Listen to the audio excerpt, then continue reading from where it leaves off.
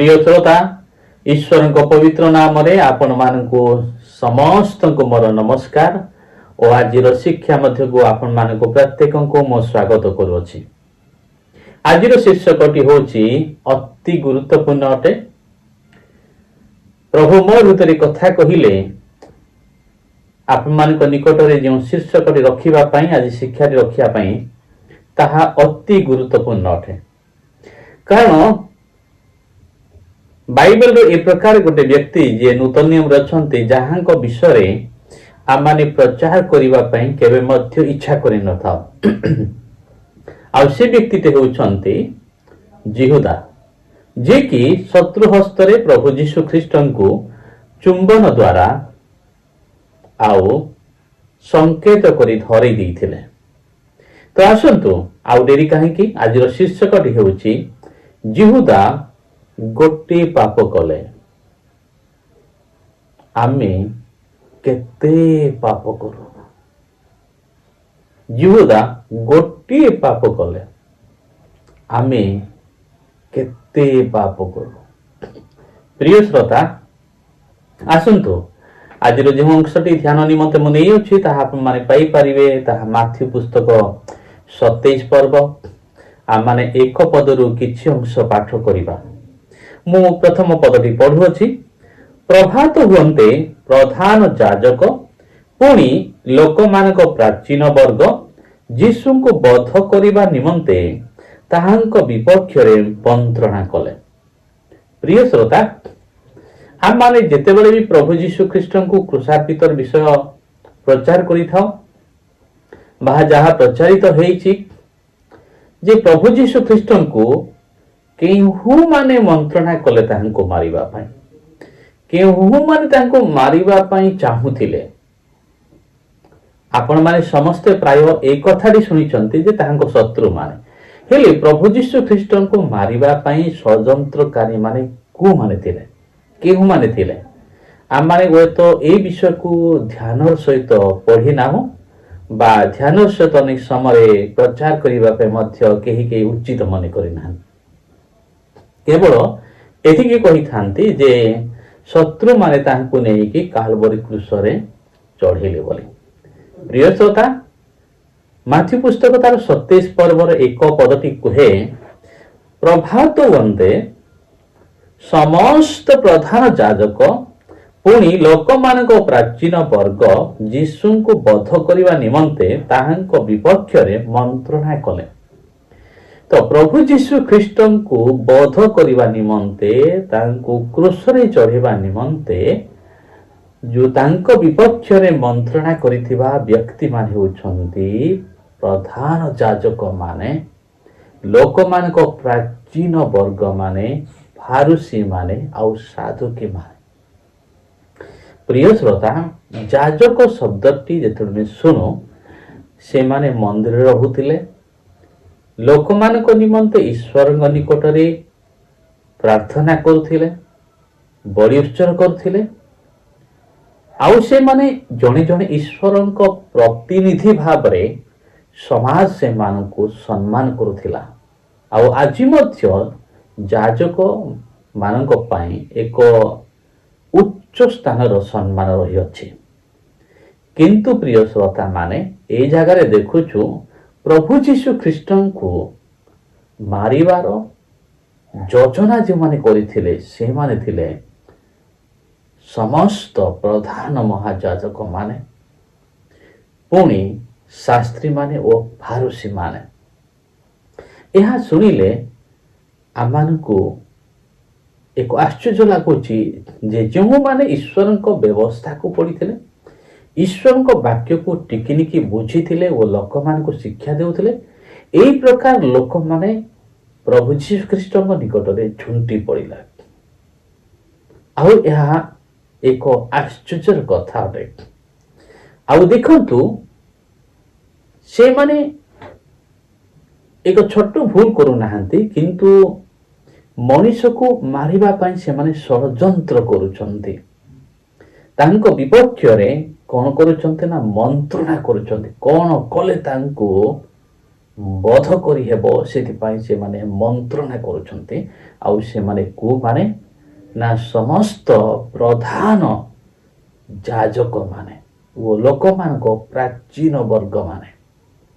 ଓ ଅନ୍ୟ ପଦ ଗୁଡ଼ିକରେ ଆପଣ ଯଦି ପଢ଼ିବେ ସେମାନେ ଫାରୁସୀ ବି ଥିଲେ, ସାଧୁକୀ ବି ଥିଲେ ସେମାନଙ୍କ ମଧ୍ୟରେ। ତ ପ୍ରିୟ ଶ୍ରୋତାମାନେ, ଏକ ଧାର୍ମିକ ବ୍ୟକ୍ତିମାନେ ଅଧାର୍ମିକର କାମ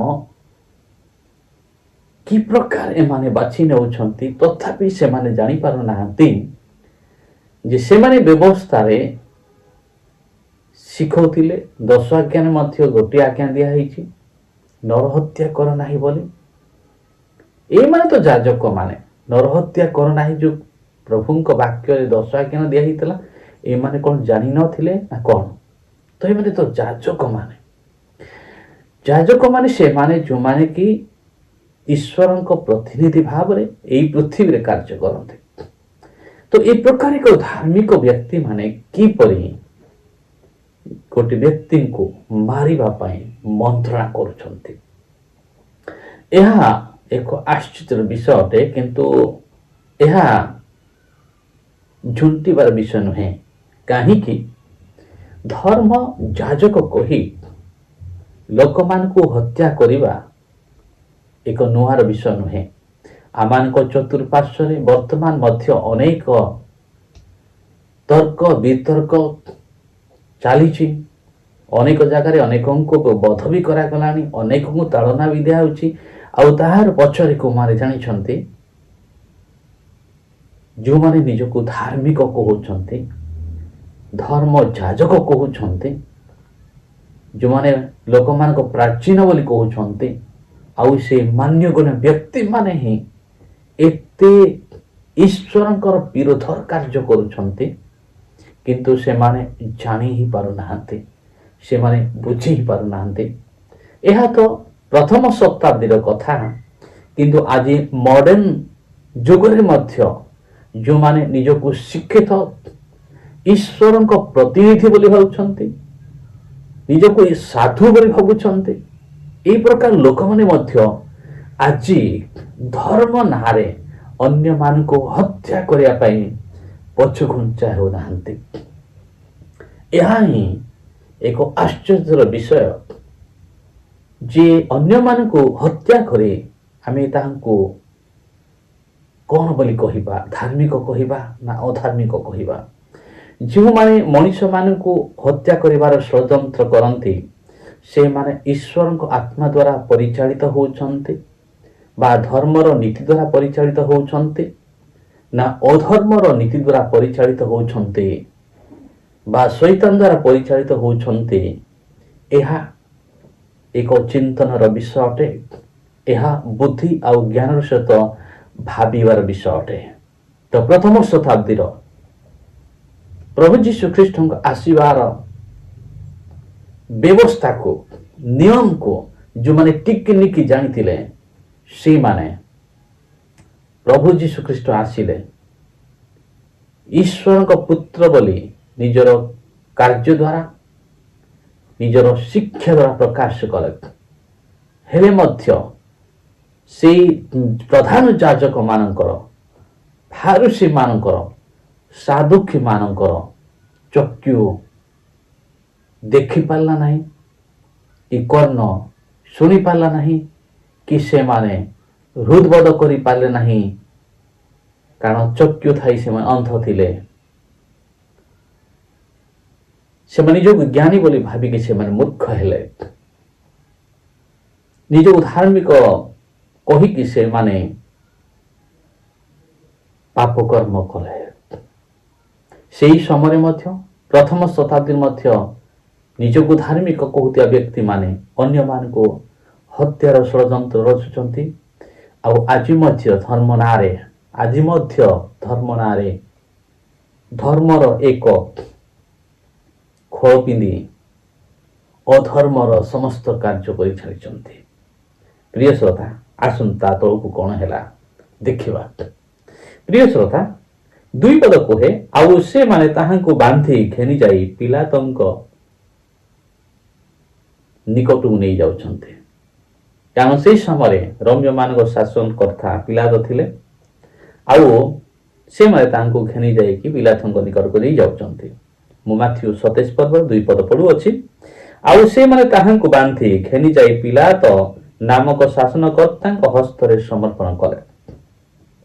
3 ପଦ, ସେତେବେଳେ ତାହାଙ୍କୁ ଶତ୍ରୁ ହସ୍ତରେ ସମର୍ପଣକାରୀ ଜିହୁଦା ସେ ପ୍ରାଣଦଣ୍ଡାଜ୍ଞା ପାଇ ଅଛନ୍ତି ଏହା ଦେଖି ଅନୁତାପ କରି ପ୍ରଧାନ ଯାଜକ ଓ ପ୍ରାଚୀନ ବର୍ଗଙ୍କ ନିକଟକୁ ସେହି 30 କୋଟି ରୌପ୍ୟ ମୁଦ୍ରା ଫେରେଇ ଆଣି କହିଲା। ପ୍ରିୟ ଶ୍ରୋତା, ଯେତେବେଳେ ଏମାନେ ତାଙ୍କୁ ମୃତ୍ୟୁର ଦଣ୍ଡାଜ୍ଞା ଦେଇଛନ୍ତି ବା ତାଙ୍କୁ କ୍ରୁଶବିଦ୍ଧ କରାହେବ ଏ ଆଜ୍ଞା ଦେଇଛନ୍ତି, ଏହା ନିଷ୍ପତ୍ତି ସରିଯାଇଛି, ସେତେବେଳେ ଶତ୍ରୁ ହସ୍ତରେ ସମର୍ପଣକାରୀ କିଏ? ଜିହୁଦା। ସେ କଣ କରିଛି ନା ସେ ଅନୁତାପ କରୁଅଛି। ସେ କଣ କରୁଛି ନା ଅନୁତାପ କରୁଛି। ତାପରେ ସେ ପ୍ରଧାନ ଯାଜକ ମାନଙ୍କ ନିକଟକୁ, ପ୍ରାଚୀନ ବର୍ଗ ମାନଙ୍କ ନିକଟକୁ ଯାଇଛି। ଯେଉଁ 30ଟି ରୌପ୍ୟ ମୁଦ୍ରା ସେମାନେ ତାଙ୍କୁ ଦେଇଥିଲେ ଯୀଶୁଙ୍କୁ ଧରେଇ ଦେବା ନିମନ୍ତେ, ତାପରେ ସେ ସେମାନଙ୍କୁ ଫେରି ଦେଇଛି। କାରଣ ସେ ଅନୁତାପ କରିଛି, ସେ ବୁଝିପାରିଛି ନିଜର ଭୁଲକୁ। ସେ କହିଛି କି ମୁଁ ଏହା ଭୁଲ କରିଛି ବୋଲି। ପ୍ରିୟ ଶ୍ରୋତା ମାନେ, ଇସ୍କାରିୟତ ଜିହୁଦା ଭୁଲ କରିଥିଲା, କିନ୍ତୁ ସେ ଭୁଲକୁ ବୁଝିପାରିଲା। ସେ ବର୍ତ୍ତମାନ ଅନୁତାପ କରୁଅଛି। ଯେତେବେଳେ ତାଙ୍କୁ ମୃତ୍ୟୁ ଦଣ୍ଡାଜ୍ଞା ଦିଆହେଇଛି ପ୍ରଭୁ ଯୀଶୁ ଖ୍ରୀଷ୍ଟଙ୍କୁ, ସେତେବେଳେ ସେ ନିଜର ଭୁଲକୁ ଜାଣିପାରିଛି।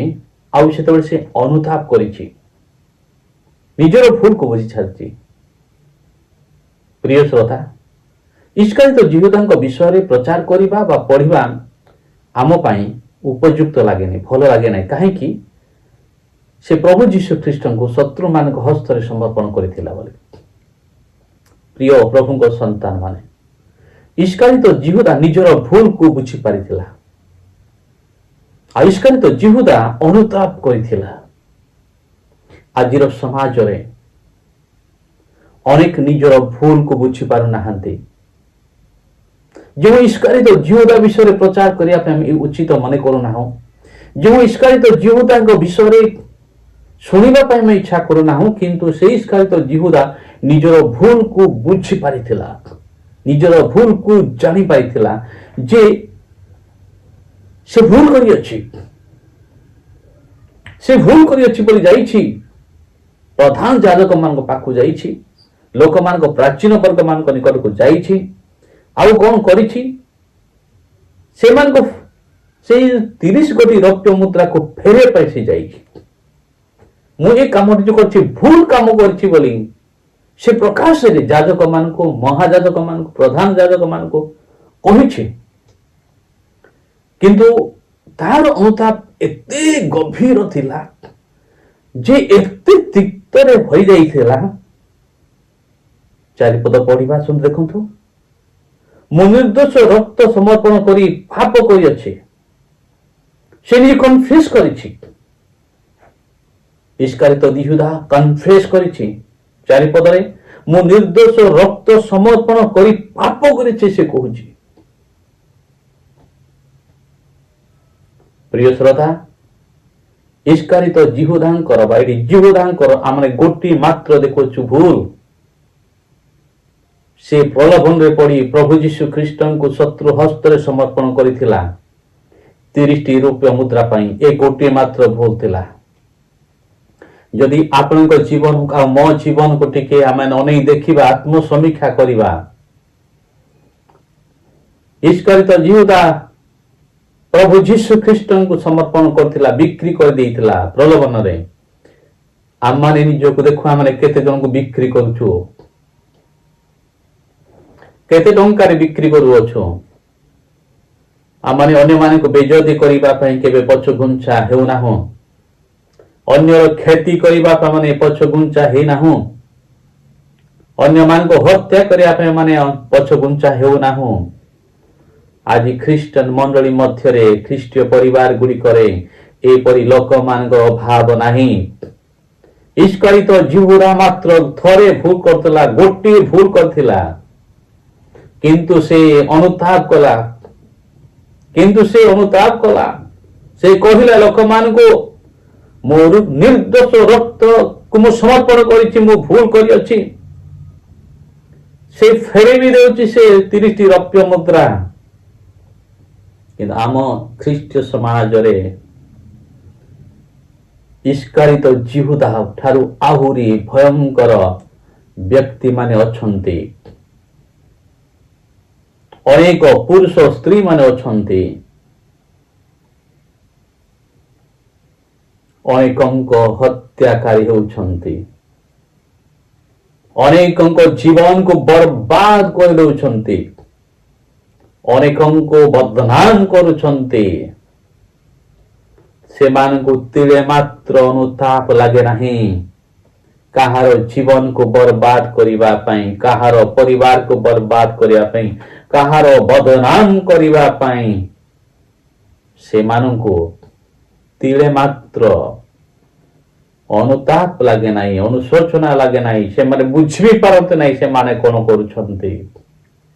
ପ୍ରିୟ ଶ୍ରୋତା, ଇସ୍କାରିତ ଜିହୁଦା ଗୋଟିଏ ଭୁଲ କରି ସେ ନିଜର ଭୁଲକୁ ବୁଝି ପାରିଥିଲେ। ସର୍ବସମ୍ମୁଖରେ ସେ କନଫେସ କରିଥିଲେ, ମାନି ଯାଇଥିଲେ ନିଜର ଭୁଲକୁ। ନିଜେ ଯାଇକି ସେ କହୁଛନ୍ତି ମୁଁ ଭୁଲ କରିଅଛି। ଚାରିପଦରେ ସେ କହୁଛନ୍ତି ମୁଁ ନିର୍ଦ୍ଦୋଷ ରକ୍ତ ସମର୍ପଣ କରି ପାପ କରିଅଛି ବୋଲି କହୁଛନ୍ତି। ସେ ନିଜେ ସ୍ୱୀକାର କରୁଛନ୍ତି ମୁଁ ପାପ କରିଅଛି ବୋଲି। ଆଜି ଆମ ଖ୍ରୀଷ୍ଟ ପରିବାର ମଧ୍ୟରେ, ଆମ ଖ୍ରୀଷ୍ଟ ସମାଜରେ ନିଜର ଭୁଲକୁ ମାନିବା ବ୍ୟକ୍ତି ମାନେ ବହୁତ କମ ଥାନ୍ତି। ଆଜି ମଧ୍ୟ ଅନେକ ଅନ୍ୟମାନଙ୍କର ହତ୍ୟାକାରୀ ମାନେ ଅଛନ୍ତି। ପ୍ରଭୁ ଯୀଶୁ ଖ୍ରୀଷ୍ଟ କହିଲେ, ଏହି ଯଦି ମୋର ଛୋଟ କ୍ଷୁଦ୍ର ତମମାନଙ୍କ ମଧ୍ୟରେ କାହାର ଯଦି କିଏ ବାଧାର କାରଣ ହୁଏ, ତାହେଲେ ତାହାର ବେକରେ ଏକ ଚକି ପଥର ବାନ୍ଧି ତାକୁ ଅଗାଧ ସମୁଦ୍ର ମଧ୍ୟରେ ନିକ୍ଷେପ କରାଯାଇଥିଲେ ଭଲ ହେଇଥାନ୍ତା। ଏହି କ୍ଷୁଦ୍ରତମମାନଙ୍କ ମଧ୍ୟରୁ ଜଣଙ୍କର ଯଦି କେହି ବାଧାର କାରଣ ହୁଏ, ତାହେଲେ ତାର ବେକରେ ଚକି ପଥର ବାନ୍ଧି ଅଗାଧ ସମୁଦ୍ର ମଧ୍ୟରେ ନିକ୍ଷେପ କରାଯାଇଥିଲେ ଭଲ ହେଇଥାନ୍ତା ବୋଲି ପ୍ରଭୁଙ୍କର ବାକ୍ୟ କୁହେ। ପ୍ରଭୁ ଯୀଶୁ ଏହା କହିଛନ୍ତି। ଯାହାକୁ ଆମେ କ୍ଷୁଦ୍ର ବୋଲି କହୁଛୁ, ଯାହାକୁ ଆମେ ନଗଣ୍ୟ ବୋଲି କହୁଛୁ, ଯାହାକୁ ସମ୍ମାନ ବ୍ୟକ୍ତି ନାହିଁ ବୋଲି କହୁଛୁ, ଯାହାକୁ ଆମେ ଅସମ୍ମାନ ବ୍ୟକ୍ତି ବୋଲି କହୁଛୁ, ପ୍ରଭୁ ଯୀଶୁ ଖ୍ରୀଷ୍ଟ ତାହାଙ୍କ ବିଷୟରେ କହୁଛନ୍ତି ଯଦି କିଏ ତାହାର ବାଧାର କାରଣ ହେଲା, ତାହେଲେ ତାହାର ବେକରେ ଚକି ପଥର ବାନ୍ଧି ତାକୁ ଅଗାଧ ସମୁଦ୍ରରେ ନିକ୍ଷେପ କରାଯାଇଥିଲେ ଭଲ ହେଇଥାନ୍ତା ବୋଲି କହୁଛନ୍ତି। ପ୍ରିୟ ଶ୍ରୋତା ମାନେ, ଆମେ ସେଇ ପଦ ଗୁଡିକ ପଢିବାକୁ ଭଲ ପାଉ ଯୋଉ ପଦ ଗୁଡିକ ଆମମାନଙ୍କର ପାପକୁ ଢାଙ୍କେ। ଆମେ ସେଇ ପ୍ରଚାର ଶୁଣିବାକୁ ଇଚ୍ଛା କରୁ ଯୋଉ ପ୍ରଚାର କି ଆମମାନଙ୍କୁ ବଢିଆ ଲାଗେ, କିନ୍ତୁ ସେଇ ପଦ ପର୍ବ ପଢିବୁ ନାହୁଁ ଯୋଉ ପଦ ପର୍ବ କି ଆମମାନଙ୍କର ପାପକୁ ଦେଖାଏ। ଆମେ ସେ ପ୍ରଚାର ଶୁଣିବାକୁ ଇଚ୍ଛା କରୁନୁ ଯେଉଁ ପ୍ରଚାର କି ଆମମାନଙ୍କ କାନ ଶୁଣିବାକୁ ଇଚ୍ଛା କରେନି, କାରଣ ମୋ ହୃଦୟ ଭିତରେ ପାପ ଥାଏ, କୁକର୍ମ ଥାଏ। ପ୍ରିୟ ଶ୍ରୋତା, ଏକ ଭୟଙ୍କର ବିଷୟ। ଇସ୍କାରିତ ଜିହୁଦା ତ ନିଜର ପାପକୁ ମାନିଲେ, କନଫେସ କଲେ, ସର୍ବସମ୍ମୁଖରେ ମାନିଲେ। ଆଜି ଖ୍ରୀଷ୍ଟିଆନ ସମାଜରେ ତାଠୁ ଭୟଙ୍କର ପାପୀ ମାନେ, ଅଯୋଗ୍ୟ ବ୍ୟକ୍ତି ମାନେ ଅଛନ୍ତି, ଯୋଉମାନେ କି ଅନ୍ୟମାନଙ୍କ ହତ୍ୟାକାରୀ ମାନେ, ଅନ୍ୟମାନଙ୍କର ବଦନାମ କରନ୍ତି, ଅନ୍ୟମାନଙ୍କୁ ଦୁର୍ନାମ କରନ୍ତି, ଅନ୍ୟମାନଙ୍କ କ୍ଷତି କରିବା ହଉଛି ସେମାନଙ୍କର କାର୍ଯ୍ୟ। ସେମାନେ ତିଳେ ମାତ୍ର ବୁଝିପାରୁନାହାନ୍ତି, କେବେ ଅନୁତାପ ବି ତାଙ୍କ ହୃଦୟରେ ଆସୁନାହିଁ। ଆସନ୍ତୁ ତା ତଳକୁ ଯିବା। ସେ ଚାରିପଦଟି ମୁଁ ପୁନର୍ବାର ପଢୁଅଛି।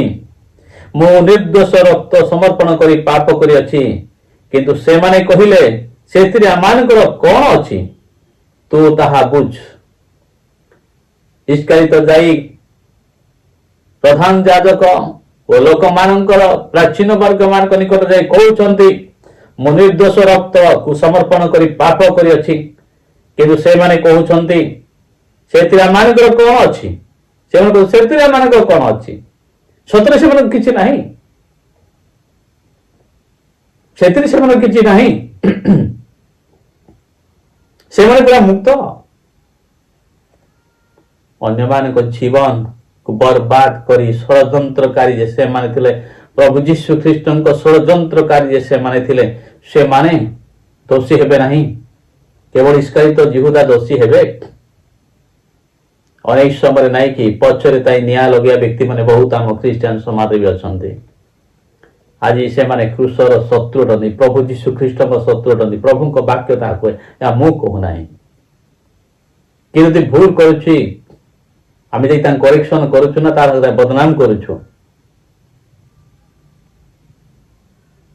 ମନେ ପକାନ୍ତୁ, କେହି ଯଦି ଭୁଲ ହେଇଗଲା, କାହାର ଯଦି ଭୁଲ ହେଇଗଲା ତାକୁ ଆମେ ଯାଇ କରେକ୍ସନ କରୁଛୁ ନା ତାହାକୁ ଆମେ ପଥର ଫୋପାଡ଼ି ମାରି ଦେଉଛୁ ଜୀବନରେ ବଦନାମ କରିକି? ମନେ ପକାନ୍ତୁ ପ୍ରିୟ ପ୍ରଭୁଙ୍କ ସନ୍ତାନ ମାନେ, ପ୍ରଭୁ ଯୀଶୁ ତ ଆମମାନଙ୍କୁ ଶତ୍ରୁକୁ ପ୍ରେମ କର ବୋଲି ଶିକ୍ଷା ଦେଇଛନ୍ତି। ଆମେ କୁ ଶିକ୍ଷା ଦ୍ୱାରା ଆମେ ପରିଚାଳିତ ହଉଛୁ, ଆମେ ନିଜେ ଦେଖୁ, ଆମେ ନିଜେ ଜାଣୁ। ତାପରେ କଣ ହେଲା ଦେଖନ୍ତୁ, 5 ପଦ ମୁଁ ପଢୁଅଛି। ତହିଁରେ ସେ ରୌପ୍ୟ ମୁଦ୍ରା ଗୁଡାକ ମନ୍ଦିର ଭିତରେ ଫୋପାଡ଼ି ଦେଇ ଚାଲିଗଲା। ଆଉ ଯେତେବେଳେ ସେମାନେ ତାଙ୍କ କଥା ଗ୍ରହଣ କରିନାହାନ୍ତି, ସେତେବେଳେ ତାଙ୍କୁ ଦୁଃଖ ଲାଗିଛି ନିଶ୍ଚୟ, ଅନୁତାପ ଲାଗିଛି ନିଶ୍ଚୟ। ଆଉ ଏକ ସିଦ୍ଧାନ୍ତ ନିଜେ ନେଇଛନ୍ତି, ନିଜର ବିଚାରକର୍ତ୍ତା ନିଜେ ହେଇଯାଇଛନ୍ତି। ଆଉ ଏତେ ତାଙ୍କ ଗଭୀର ଆଘାତ ଲାଗିଛି। ଆଉ ସେ ବୁଝିପାରି ନାହାନ୍ତି, ଜାଣିପାରି ନାହାନ୍ତି, ଏକ ଭୁଲ ସିଦ୍ଧାନ୍ତ ନେଇଯାଇଛନ୍ତି। ଆଉ ଶୈତାନ ଭୁଲ ସିଦ୍ଧାନ୍ତ ନେବାରେ ତାହାକୁ ନିଶ୍ଚୟ ଉତ୍ସାହିତ କରିଅଛି। ଆଉ ତାହା ସେ ଯାଇକି ନିଜକୁ ଫାଶୀ ଦେଇଛନ୍ତି, ଯାଇକି ନିଜକୁ ଫାଶୀ ଦେଇଛନ୍ତି। ସେ ଅନ୍ୟକୁ ଫାଶୀ ଦେଇନାହାନ୍ତି, ନିଜକୁ ଫାଶୀ ଦେଇଛନ୍ତି। ପ୍ରିୟ ଶ୍ରୋତା, ଆଜି ଆମମାନଙ୍କ ଖ୍ରୀଷ୍ଟିଆନ ସମାଜରେ ଅନ୍ୟକୁ ଫାଶୀ ଦେବା ବ୍ୟକ୍ତି ଅଛନ୍ତି, ନିଜକୁ ଫାଶୀ ଦେବା ବ୍ୟକ୍ତି ନାହାନ୍ତି। ନିଜର ଭୁଲ ମାନିବା ବ୍ୟକ୍ତି ନାହାନ୍ତି, ନିଜକୁ ଠିକ କରିବା ବ୍ୟକ୍ତି ନାହାନ୍ତି, ନିଜର ଭୁଲକୁ ମାନିକି ସର୍ବସମ୍ମୁଖରେ ସ୍ୱୀକାର କରିବା ବ୍ୟକ୍ତି ନାହାନ୍ତି। ଯଦି ଇସ୍କାରିତ ଯିହୁଦା ଯଦି ଗୋଟିଏ ଭୁଲ କରିକି ଅନୁତାପ କଲେ, ଆଉ ଅନୁତାପ ଏ ପ୍ରକାର ତାହାକୁ ଆଘାତ ଦେଲା ଯେ ହୋଇପାରେ ଶୈତାନ ତାହାକୁ ମରେ ବୋଲି କହିଲା। କାହିଁକି? ଏତେ ହୁଏତ ତିକ୍ତତା ଭିତରେ ଯାଇଥିବେ, ହୁଏତ ନିଜକୁ ବହୁତ ବଡ଼ ଦୋଷୀ ବୋଲି ସେ ମାନିଲେ, ହୁଏତ ନିଜେ ବିଚାର କଲେ ସେ ଆଉ ବଞ୍ଚିବା ଉଚିତ ନାହିଁ ବୋଲି, ଆଉ ସେଥିପାଇଁ ସେ ଫାଶୀ ନିଜକୁ ଦେଲେ, ନିଜକୁ ମାରିଦେଲେ।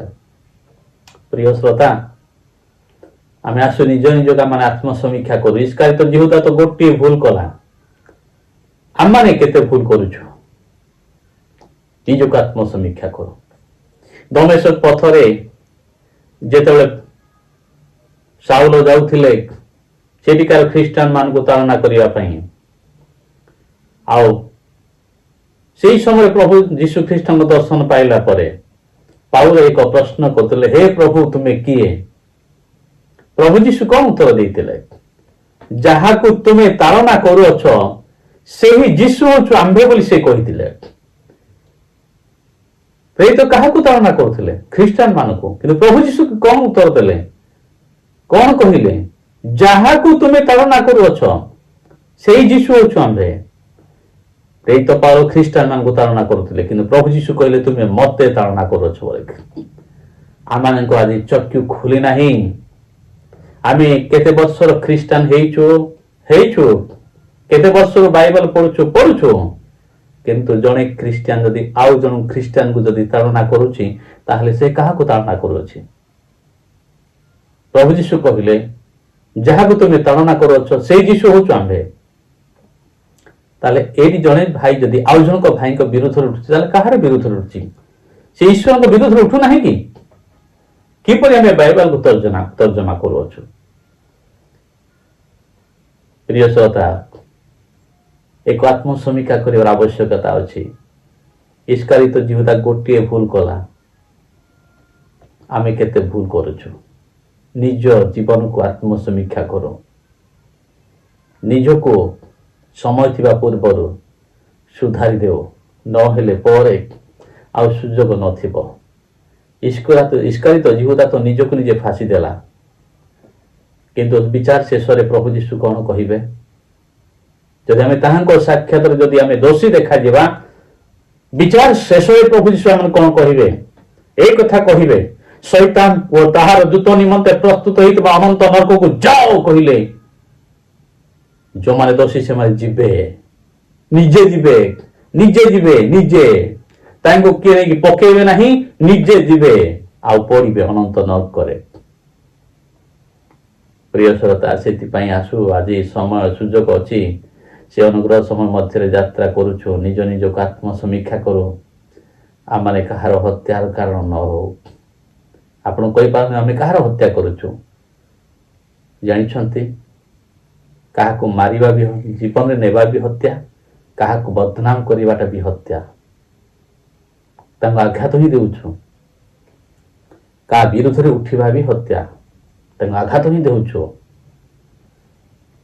ସେଦିନ ଯେପରି ପ୍ରଧାନ ଯାଜକ ମାନେ କହିଲେ, ସେଥିରେ ତୁ ବୁଝ ବୋଲି କହିଲେ, ଷଡ଼ଯନ୍ତ୍ର କରୁଥିବା ବ୍ୟକ୍ତିମାନେ କହୁଛନ୍ତି ଧର୍ମଗୁରୁ ମାନେ ହିଁ ନା, ସେମାନଙ୍କ ଛାଡ଼ ପଡ଼ିବେ? ସେମାନେ କ'ଣ ବିଚାରରୁ ବାଦ ପଡ଼ିବେ?